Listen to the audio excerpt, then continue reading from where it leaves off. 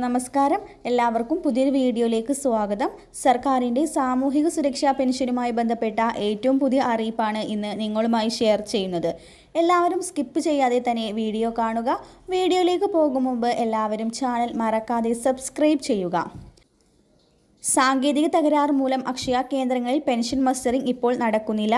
August 24 വരെ മസ്റ്ററിംഗിന് സമയമുണ്ടെന്നും ഗുണഭോക്താക്കൾ ആരും തന്നെ നിരാശപ്പെടേണ്ടതില്ല എന്നും അക്ഷയ സ്റ്റേറ്റ് ഓഫീസർ അറിയിച്ചു.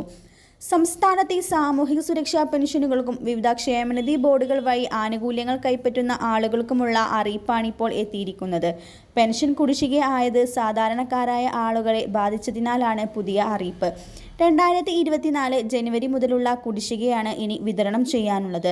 അവശേഷിക്കുന്ന തുക 1-2 ഗഡുക്കളായി എത്രയും പെട്ടെന്ന് തന്നെ കൊടുത്തു തീർക്കാനാണ് സർക്കാരിൻ്റെ പുതിയ തീരുമാനം.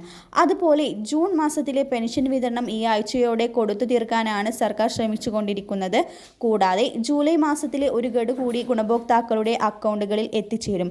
അതുപോലെ ഓണത്തിന് 2 അതിലധികമോ തുക ഒരുമിച്ച് വിതരണം ചെയ്തു തീർക്കാനാണ് സർക്കാരിൻ്റെ പുതിയ നീക്കം. കൂടാതെ വിവിധ സ്കീമുകളിലെ കൂട്ടിച്ചേർത്ത് പെൻഷൻ ലഭിക്കുന്നവർക്ക് 200 മുതൽ 500 രൂപ വരെ കേന്ദ്രവിഹിതം ആധാർ അധിഷ്ഠിത ബാങ്ക് അക്കൗണ്ടിലേക്കായിരിക്കും എത്തിച്ചേരുക.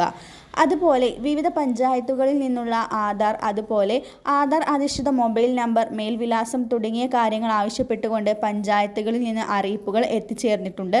ഉദ്യോഗസ്ഥന്മാരുടെ അടുത്തുനിന്ന് അറിയിപ്പ് ലഭിച്ചതിനു ശേഷം മാത്രം പഞ്ചായത്തുകളിലെത്തി ഈ കാര്യം സമർപ്പിക്കേണ്ടതാണ്. കേന്ദ്ര സർക്കാരിൻ്റെ ആനുകൂല്യങ്ങൾ ആധാർ അധിഷ്ഠിത ബാങ്ക് അക്കൗണ്ടിലേക്കാണ് എത്തിച്ചേരുന്നത്. അതുമൂലമാണ് പുതിയ ക്രമീകരണങ്ങൾ രൂപപ്പെടുത്തിയിരിക്കുന്നത്.